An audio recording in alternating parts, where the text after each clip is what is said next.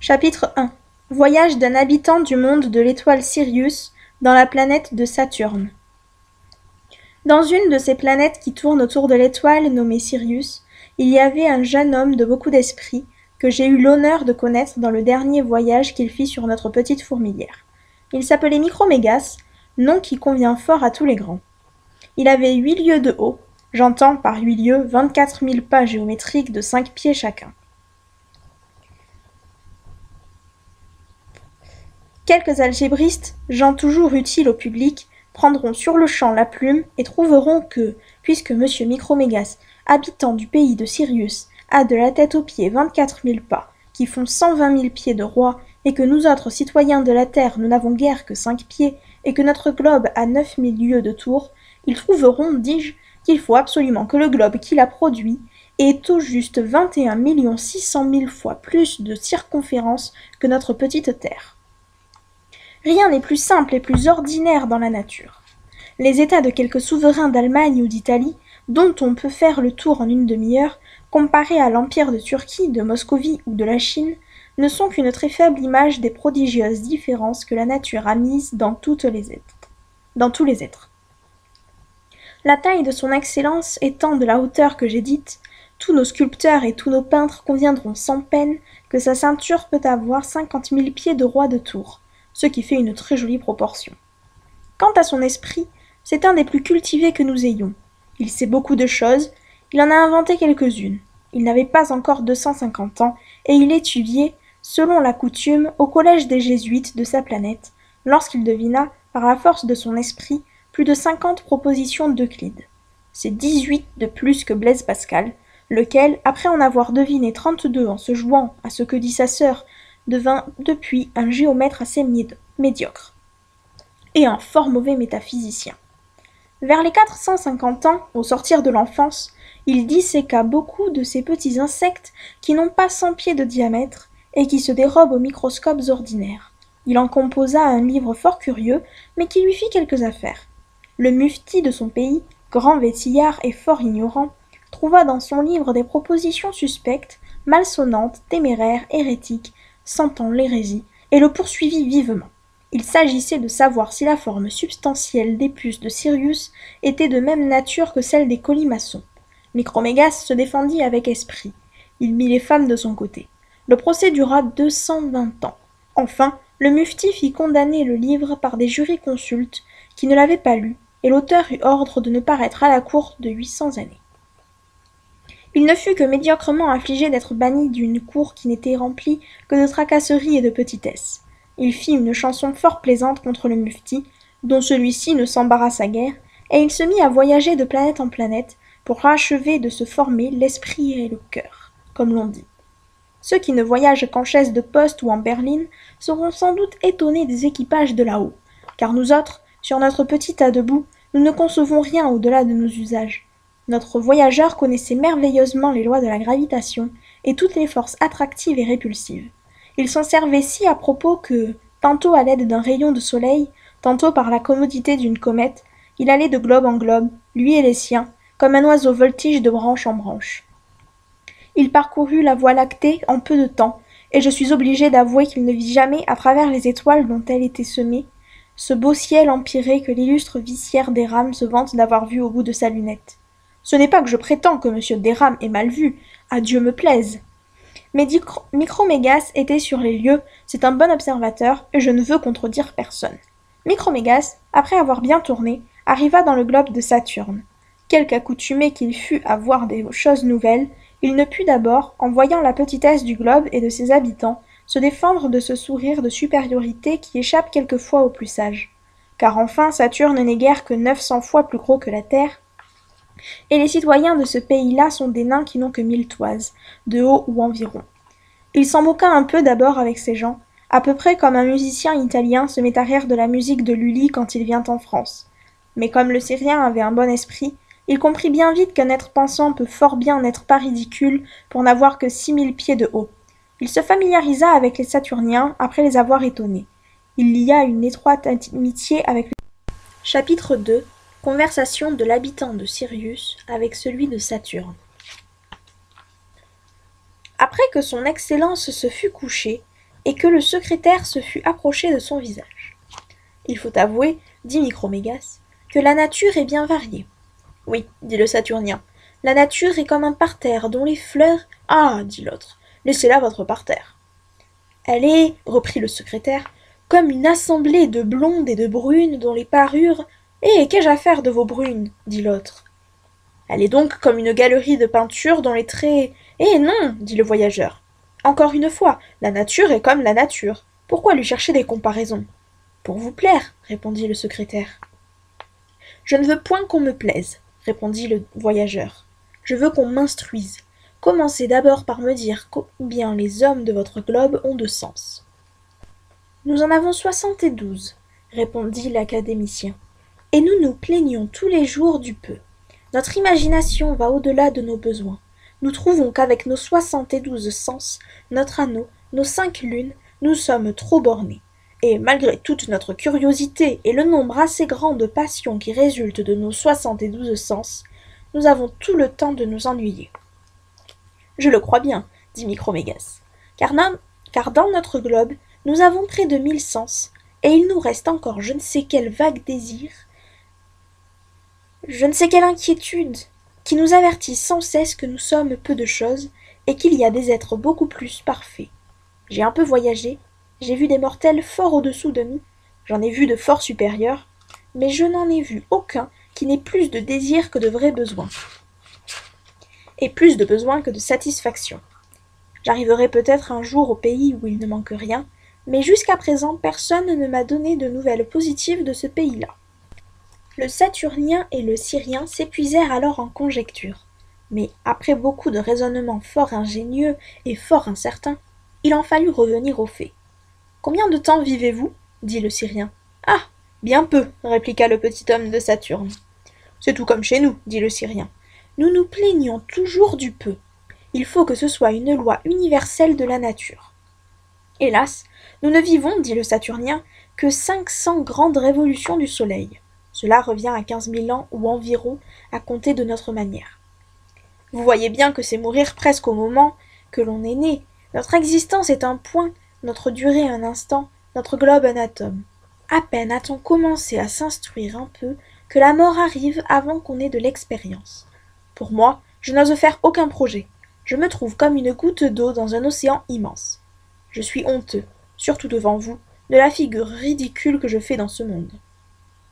Micromégas lui repartit. Si vous n'étiez pas philosophe, je craindrais de vous affliger en vous apprenant que notre vie est 700 fois plus longue que la vôtre. Mais vous savez trop bien que quand il faut rendre son corps aux éléments et ranimer la nature sous une autre forme, ce qui s'appelle mourir, quand ce moment de métamorphose est venu, avoir vécu une éternité ou avoir vécu un jour, c'est précisément la même chose.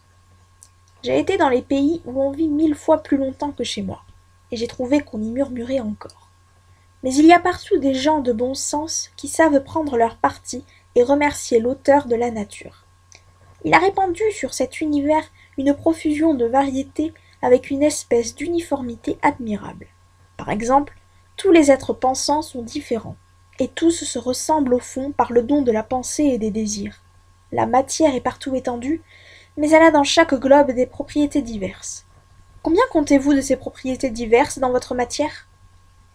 Si vous parlez de ces propriétés, dit le Saturnien, sans lesquelles nous croyons que ce globe ne pourrait subsister tel qu'il est, nous en comptons 300, comme l'étendue, l'impénétrabilité, la mobilité, la gravitation, la divisibilité et le reste. Apparemment, répliqua le voyageur, que ce petit nombre suffit aux vues que le Créateur avait sur votre petite habitation. J'admire en tout sa sagesse. Je vois partout des différences, mais aussi partout des proportions. Votre globe est petit, vos habitants le sont aussi. Vous avez peu de sensations, votre matière a peu de propriétés, tout cela est l'ouvrage de la Providence. De quelle couleur est votre soleil, bien examiné ? D'un blanc fort jaunâtre, dit le Saturnien, et quand nous divisons un de ses rayons, nous trouvons qu'il contient 7 couleurs. Notre soleil tire sur le rouge, dit le Syrien, et nous avons 39 couleurs primitives. Il n'y a pas un soleil, parmi tous ceux dont j'ai approché, qui se ressemble, comme chez vous il n'y a pas un visage qui ne soit différent de tous les autres. Après plusieurs questions de cette nature, il s'informa combien de substances essentiellement différentes on comptait dans Saturne. Il apprit qu'on n'en comptait qu'une trentaine. Comme Dieu, l'espace, la matière, les êtres étendus qui sentent, les êtres étendus qui sentent et qui pensent, les êtres pensants qui n'ont point d'étendue, ceux qui se pénètrent, ceux qui ne se pénètrent pas, et le reste. Le Syrien, chez qui on en comptait 300, et qui en avait découvert 3000 autres dans ses voyages, étonna prodigieusement le philosophe de Saturne. Enfin, après s'être communiqué l'un à l'autre un peu de ce qu'ils savaient et beaucoup de ce qu'ils ne savaient pas, après avoir raisonné pendant une révolution du soleil, ils résolurent de faire ensemble un petit voyage philosophique. Chapitre 3. Voyage des deux habitants de Sirius et de Saturne. Nos deux philosophes étaient prêts à s'embarquer dans l'atmosphère de Saturne avec une fort jolie provision d'instruments mathématiques, lorsque la maîtresse du Saturnien, qui en eut des nouvelles, vint en larmes faire ses remontrances. C'était une jolie petite brune qui n'avait que 660 toises, mais qui réparait par bien désagrément la petitesse de sa taille. « Ah, cruelle !» s'écria-t-elle, « après t'avoir résisté 1500 ans, lorsque enfin je commençais à me rendre, quand j'ai à peine passé 100 ans entre tes bras, tu me quittes pour aller voyager avec un géant d'un autre monde. Va, tu n'es qu'un curieux, tu n'as jamais eu d'amour. Si tu étais un vrai Saturnien, tu serais fidèle. Où vas-tu courir? Que veux-tu? Nos 5 lunes sont moins errantes que toi, notre anneau est moins changeant. Voilà qui est fait, je n'aimerai jamais plus personne. » Le philosophe l'embrassa, pleura avec elle, tout philosophe qu'il était, et la dame, après s'être pâmée, alla se consoler avec un petit maître du pays. Cependant, nos deux curieux partirent. Ils sautèrent d'abord sur l'anneau, qu'ils trouvèrent assez plat, comme l'a fort bien deviné un illustre habitant de notre petit globe. De là, ils allèrent aisément de lune en lune. Une comète passait tout auprès de la dernière. Ils s'élancèrent sur elle avec leurs domestiques et leurs instruments. Quand ils eurent fait environ 150 millions de lieues, ils rencontrèrent les satellites de Jupiter. Ils passèrent dans Jupiter même, et y restèrent une année, pendant laquelle ils apprirent de fort beaux secrets qui seraient actuellement sous presse sans messieurs les inquisiteurs, qui ont trouvé quelques propositions un peu dures. Mais j'en ai lu le manuscrit dans la bibliothèque de l'illustre archevêque de... qui m'a laissé voir ses livres avec cette générosité et cette bonté qu'on ne saurait assez louer. Mais revenons à nos voyageurs. En sortant de Jupiter, ils traversèrent un espace d'environ 100 millions de lieues, et ils côtoyèrent la planète de Mars, qui, comme on sait, est 5 fois plus petite que notre petit globe. Ils virent 2 lunes qui servent à cette planète, et qui ont échappé au regard de nos astronomes. Je sais bien que le père Castel écrira, et même assez plaisamment, contre l'existence de ces 2 lunes, mais je m'en rapporte à ceux qui raisonnent par analogie. Ces bons philosophes-là savent combien il serait difficile que Mars, qui est si loin du Soleil, se passât à moins de 2 lunes. Quoi qu'il en soit, nos gens trouvèrent cela si petit qu'ils craignirent de n'y pas trouver de quoi coucher, et ils passèrent leur chemin, comme 2 voyageurs qui dédaignent un mauvais cabaret de village et poussent jusqu'à la ville voisine. Mais le Syrien et son compagnon se repentirent bientôt. Ils allèrent longtemps et ne trouvèrent rien. Enfin, ils aperçurent une petite lueur. C'était la Terre. Cela fit pitié à des gens qui venaient de Jupiter. Cependant, de peur de se repentir une seconde fois, ils résolurent de débarquer. Ils passèrent sur la queue de la comète, et, trouvant une aurore boréale toute prête, ils se mirent dedans, et arrivèrent à terre sur le bord septentrional de la mer Baltique, le 5 juillet 1737, nouveau style. Chapitre 4. Ce qui leur arrive sur le globe de la Terre. Après s'être reposés quelque temps, ils mangèrent à leur déjeuner 2 montagnes, que leurs gens leur apprêtèrent assez proprement. Ensuite, ils voulurent reconnaître le petit pays où ils étaient. Ils allèrent d'abord du nord au sud. Les pas ordinaires du Syrien et de ses gens étaient d'environ 30 000 pieds de roi. Le nain de Saturne suivait de loin en haletant. Or, il fallait qu'il fît environ 12 pas quand l'autre faisait une enjambée. Figurez-vous, s'il est permis de faire de telles comparaisons, un très petit chien de manchon qui suivrait un capitaine des gardes du roi de Prusse. Comme ces étrangers-là vont assez vite, ils eurent fait le tour du globe en 36 heures. Le soleil, à la vérité, ou plutôt la Terre, fait un pareil voyage en une journée. Mais il faut songer qu'on va bien plus à son aise quand on tourne sur son axe que quand on marche sur ses pieds. Les voilà donc revenus d'où ils étaient partis, après avoir vu cette mare, presque imperceptible pour eux, qu'on nomme la Méditerranée, et cet autre petit étang qui, sous le nom du Grand Océan, entoure la taupinière. Le nain n'en avait eu jamais qu'à mi-jambe, et à peine l'autre avait-il mouillé son talon.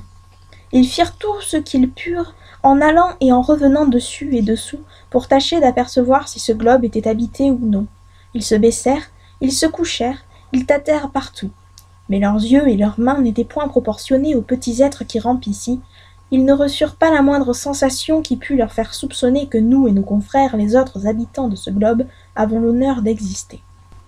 Le nain, qui jugeait quelquefois un peu trop vite, décida d'abord qu'il n'y avait personne sur la terre. Sa première raison était qu'il n'avait vu personne. Micromégas lui fit sentir poliment que c'était raisonner assez mal. Car, disait-il, vous ne voyez pas avec vos petits yeux certaines étoiles de la 50e grandeur que j'aperçois très distinctement. Concluez-vous de là que ces étoiles n'existent pas ? Mais, dit le nain, j'ai bien tâté. Mais, répondit l'autre, vous avez mal senti. Mais, dit le nain, ce globe-ci est si mal construit, cela est si irrégulier et d'une forme qui me paraît si ridicule. Tout semble être ici dans le chaos. Voyez-vous ces petits ruisseaux dont aucun ne va de droit fil, ces étangs qui ne sont ni ronds, ni carrés, ni ovales, ni sous aucune forme régulière. Tous ces petits grains pointus dont ce globe est hérissé et qui m'ont écorché les pieds, il voulait parler des montagnes. Remarquez-vous encore la forme de tout le globe, comme il est plat au pôle, comme il tourne autour du soleil d'une manière gauche, de façon que les climats des pôles sont nécessairement incultes. En vérité, ce qui fait que je pense qu'il n'y a ici personne, c'est qu'il me paraît que des gens de bon sens ne voudraient pas y demeurer. Eh bien, dit Micromégas, ce ne sont peut-être pas non plus des gens de bon sens qui l'habitent. Mais enfin, il y a quelque apparence que ceci n'est pas fait pour rien. Tout vous paraît irrégulier ici, dites-vous, parce que tout est tiré au cordeau dans Saturne et dans Jupiter. C'est peut-être par cette raison-là même qu'il y a ici un peu de confusion. Ne vous ai-je pas dit que dans mes voyages, j'avais toujours remarqué de la variété ? Le Saturnien répliqua à toutes ces raisons. La dispute n'eût jamais fini si par bonheur Micromégas, en s'échauffant à parler, n'eût cassé le fil de son collier de diamants. Les diamants tombèrent. C'étaient de jolis petits carats assez inégaux, dont les plus gros pesaient 400 livres et les plus petits 50. Le nain en ramassa quelques-uns. Il s'aperçut, en les approchant de ses yeux, que ces diamants, de la façon dont ils étaient taillés, étaient d'excellents microscopes. Il prit donc un petit microscope de 160 pieds de diamètre, qu'il appliqua à sa prunelle, et Micromégas en choisit un de 2100 pieds. Ils étaient excellents, mais d'abord on ne vit rien par leur secours. Il fallait s'ajuster. Enfin, l'habitant de Saturne vit quelque chose d'imperceptible qui remuait entre deux eaux dans la mer Baltique. C'était une baleine. Il la prit avec le petit doigt fort adroitement, en la mettant sur l'ongle de son pouce. Il la fit voir au Syrien, qui se mit à rire pour la seconde fois de l'excès de petitesse dont étaient les habitants de notre globe. Le Saturnien, convaincu que notre monde est habité, s'imagina bien vite qu'il ne l'était que par des baleines. Et comme il était grand raisonneur, il voulut deviner d'où un si petit atome tirait son mouvement, s'il avait des idées, une volonté, une liberté. Micromégas y fut fort embarrassé. Il examina l'animal fort patiemment, et le résultat de l'examen fut qu'il n'y avait pas moyen de croire qu'une âme fût logée là. Les deux voyageurs inclinaient donc à penser qu'il n'y a point d'esprit dans notre habitation, lorsqu'à l'aide du microscope, ils aperçurent quelque chose d'aussi gros qu'une baleine qui flottait sur la mer Baltique. On sait que dans ce temps-là même, une volée de philosophes revenait du cercle polaire, sous lequel ils avaient été faire des observations dont personne ne s'était avisé jusqu'alors. Les gazettes dirent que leur vaisseau échoua aux côtes de Botnie, et qu'ils eurent bien de la peine à se sauver. Mais on ne sait jamais dans ce monde le dessous des cartes. Je vais raconter ingénument comme la chose se passa, sans y rien mettre du mien, ce qui n'est pas un petit effort pour un historien. Chapitre 5. Expérience et raisonnement des deux voyageurs. Micromégas étendit la main tout doucement vers l'endroit où l'objet paraissait, et, avançant deux doigts et les retirant par la crainte de se tromper, puis les ouvrant et les serrant, il saisit fort adroitement le vaisseau qui portait ces messieurs, et le mit encore sur son ongle, sans le trop presser de peur de l'écraser. « Voici un animal bien différent du premier, » dit le nain de Saturne. Le Syrien mit le prétendu animal dans le creux de sa main. Les passagers et les gens de l'équipage, qui s'étaient crus enlevés par un ouragan et qui se croyaient sur une espèce de rocher, se mettent tous en mouvement. Les matelots prennent des tonneaux de vin, les jettent sur la main de Micromégas et se précipitent après. Les géomètres prennent leur quart de cercle, leur secteur et des filles laponnes et descendent sur les doigts du Syrien. Ils en firent tant qu'il sentit enfin remuer quelque chose qui lui chatouillait les doigts. C'était un bâton ferré qu'on lui enfonçait d'un pied dans l'index. Il jugea, par ce picotement, qu'il était sorti quelque chose du petit animal qu'il tenait. Mais il n'en soupçonna pas d'abord davantage. Le microscope, qui faisait à peine discerner une baleine et un vaisseau, n'avait point de prise sur un être aussi imperceptible que des hommes. Je ne prétends choquer ici la vanité de personne, mais je suis obligé de prier les importants de faire ici une petite remarque avec moi. C'est qu'en prenant la taille des hommes d'environ 5 pieds, nous ne faisons pas sur la terre une plus grande figure qu'en ferait sur une boule de 10 pieds de tour un animal qui aurait à peu près la 600 millième partie d'un pouce en hauteur. Figurez-vous une substance qui pourrait tenir la terre dans sa main, et qui aurait des organes en proportion des nôtres. Et il se peut très bien faire qu'il y ait un grand nombre de ces substances. Or, concevez, je vous prie, ce qu'elle penserait de ces batailles qui nous ont valu 2 villages qu'il a fallu rendre. Je ne doute pas que si quelque capitaine des grands grenadiers lit jamais cet ouvrage, il ne hausse de 2 grands pieds au moins les bonnets de sa troupe. Mais je l'avertis qu'il aura beau faire, et que lui et les siens ne seront jamais que des infiniment petits. Quelle adresse merveilleuse ne fallut-il donc pas à notre philosophe de Sirius pour apercevoir les atomes dont je viens de parler. Quand Leeuwenhoek et Hartsoeker virent les premiers, ou crurent voir, la graine dont nous sommes formés, ils ne firent pas à beaucoup près une si étonnante découverte. Quel plaisir sentit Micromégas en voyant remuer ces petites machines, en examinant tout leur tour, en les suivant dans toutes leurs opérations. Comme il s'écria, comme il mit avec joie un de ses microscopes dans les mains de son compagnon de voyage. « Je les vois, disaient-ils tous deux à la fois. Ne les voyez-vous pas qui portent les fardeaux, qui se baissent, qui se relèvent ?» En parlant ainsi, les mains leur tremblaient, par le plaisir de voir des objets si nouveaux et par la crainte de les perdre. Le Saturnien, passant d'un excès de défiance à un excès de crédulité, crut apercevoir qu'il travaillait à la propagation. « Ah, disait-il, j'ai pris la nature sur le fait. » Mais il se trompait sur les apparences, ce qui n'arrive que trop, soit qu'on se serve ou non de microscope. Chapitre 6. Ce qui leur arrive avec des hommes. Micromégas, bien meilleur observateur que son nain, vit clairement que les atomes se parlaient, et il le fit remarquer à son compagnon, qui, honteux de s'être mépris sur l'article de la génération, ne voulut point croire que de pareilles espèces pussent se communiquer des idées. Il avait le don des langues aussi bien que le Syrien. Il n'entendait point parler nos atomes, et il supposait qu'ils ne parlaient pas. D'ailleurs, comment ces êtres imperceptibles auraient-ils les organes de la voix, et qu'auraient-ils à dire?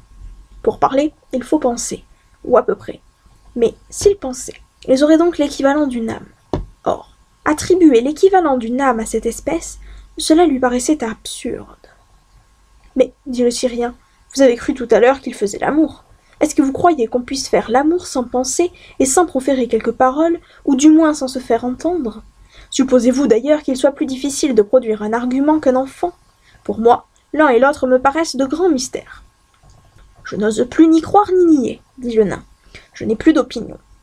Il faut tâcher d'examiner ces insectes, nous raisonnerons après. »« C'est fort bien dit, reprit Micromégas. Et aussitôt il tira une paire de ciseaux dont il se coupa les ongles, et d'une rognure de l'ongle de son pouce, il fit sur-le-champ une espèce de grande trompette parlante, comme un vaste entonnoir, dont il mit le tuyau dans son oreille.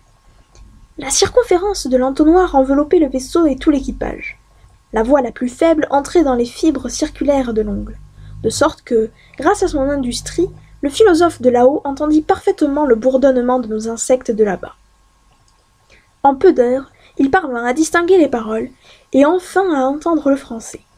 Le nain en fit autant, quoique avec plus de difficulté. L'étonnement des voyageurs redoublait à chaque instant. Ils entendaient des mythes parler d'assez bon sens. Ce jeu de la nature leur paraissait inexplicable. Vous croyez bien que le Syrien et son nain brûlaient d'impatience de lier conversation avec les atomes. Ils craignaient que leur voix de tonnerre, et surtout celle de Micromégas, n'assourdît les mythes sans en être entendus. Il fallait en diminuer la force. Ils se mirent dans la bouche des espèces de petits cure-dents, dont le bout fort effilé venait donner auprès du vaisseau. Le Syrien tenait le nain sur ses genoux, et le vaisseau avec l'équipage sur un ongle. Il baissait la tête et parlait bas. Enfin, moyennant toutes ces précautions et bien d'autres encore, il commença ainsi son discours. Insectes invisibles, que la main du Créateur s'est plu à faire naître dans l'abîme de l'infiniment petit, je le remercie de ce qu'il a daigné me découvrir des secrets qui semblaient impénétrables. Peut-être ne daignerait-on pas vous regarder à ma cour, mais je ne méprise personne et je vous offre ma protection.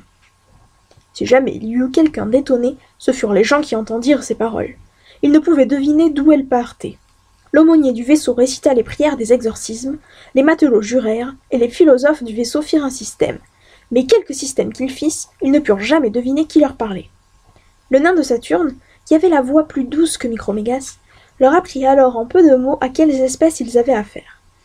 Il leur conta le voyage de Saturne, les mit au fait de ce qu'était M. Micromégas, et, après les avoir plaints d'être si petits, il leur demanda s'ils avaient toujours été dans ce misérable état si voisin de l'anéantissement, ce qu'ils faisaient dans un globe qui paraissait appartenir à des baleines, s'ils étaient heureux, s'ils multipliaient, s'ils avaient une âme, et cent autres questions de cette nature.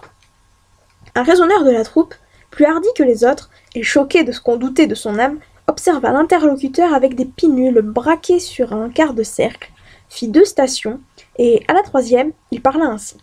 « Vous croyez donc, monsieur, que parce que vous avez 1000 toises depuis la tête jusqu'aux pieds, que vous êtes un... 1000 toises !» s'écria le nain. « Juste ciel, d'où peut-il savoir ma hauteur? 1000 toises! Il ne se trompe pas d'un pouce. Quoi?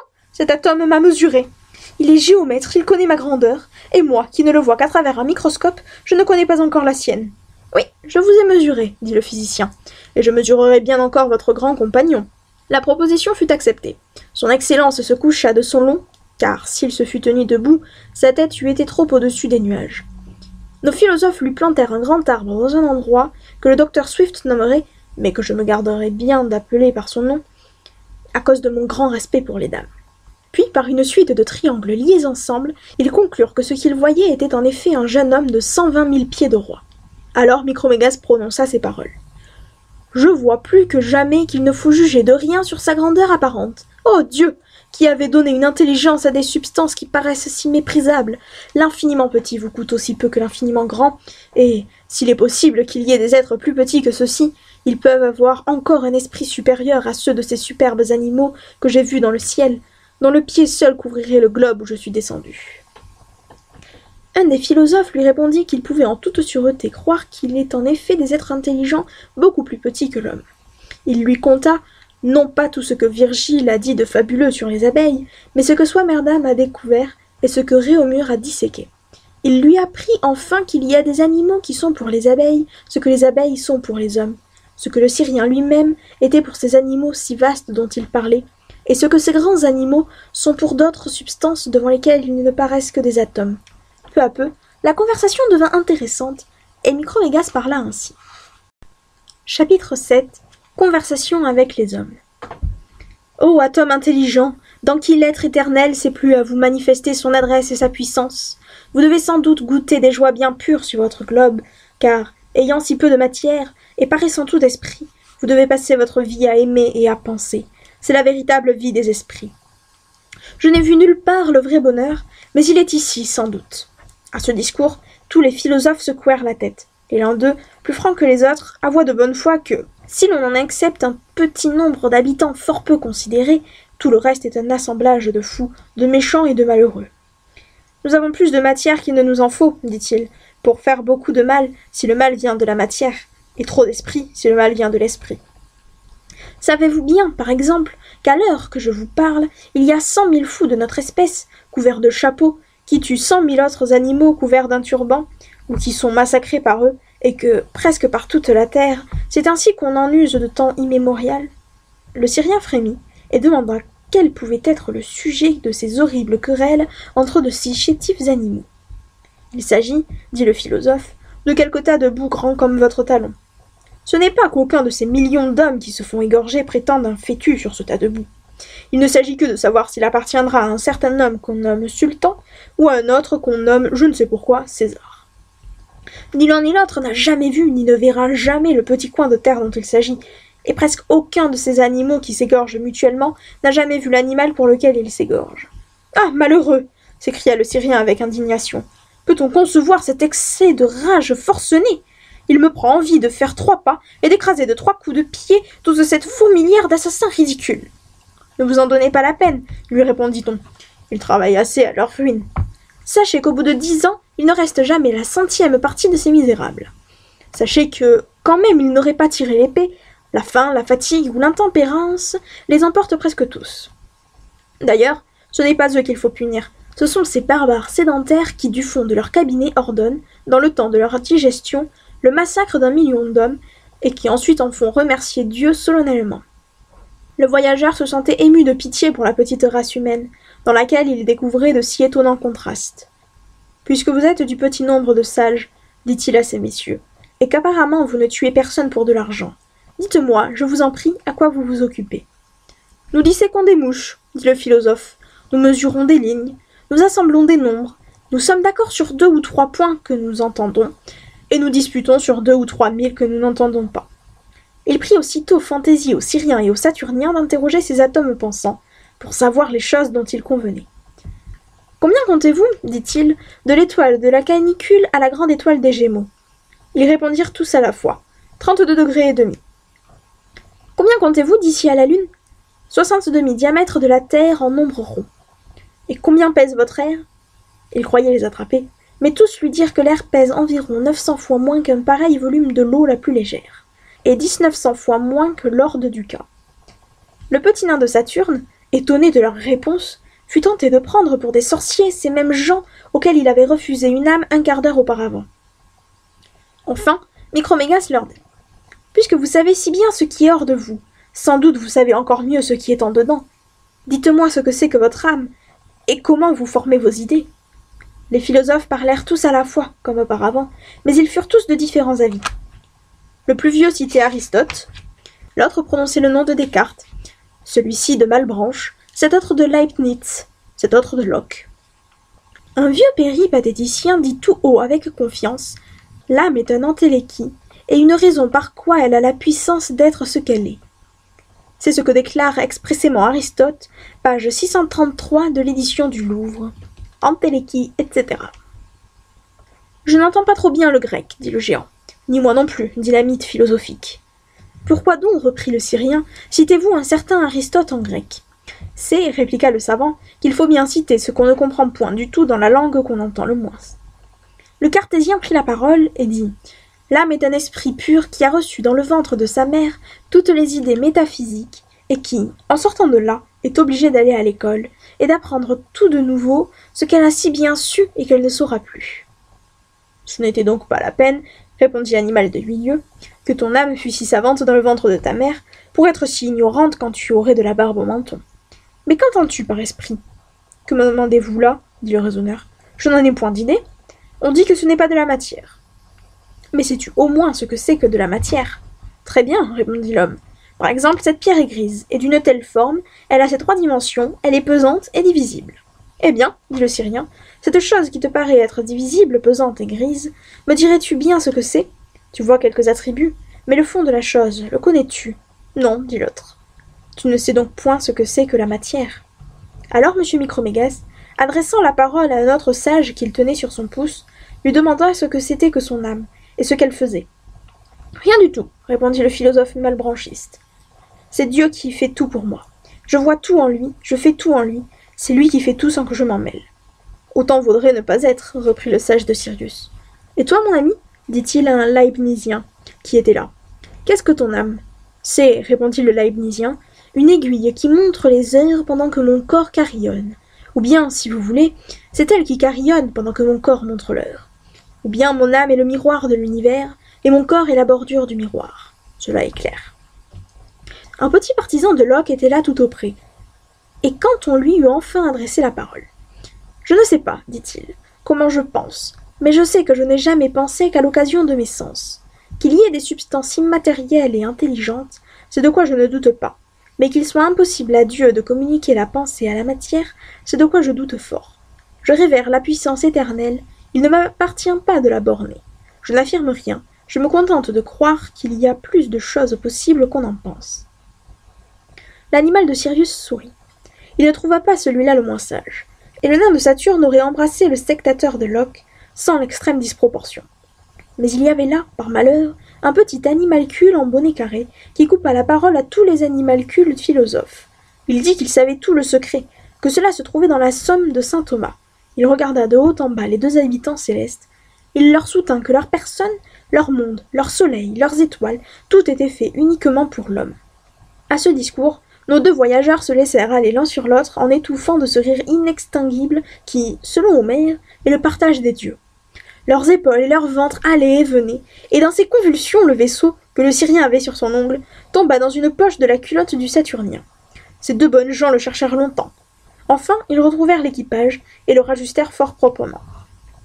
Le Syrien reprit les petites mythes. Il leur parla encore avec beaucoup de bonté, quoiqu'il fût un peu fâché dans le fond du cœur de voir que les infiniment petits eussent un orgueil presque infiniment grand. Il leur promit de faire un beau livre de philosophie écrit fort menu pour leur usage, et que, dans ce livre, ils verraient le bout des choses.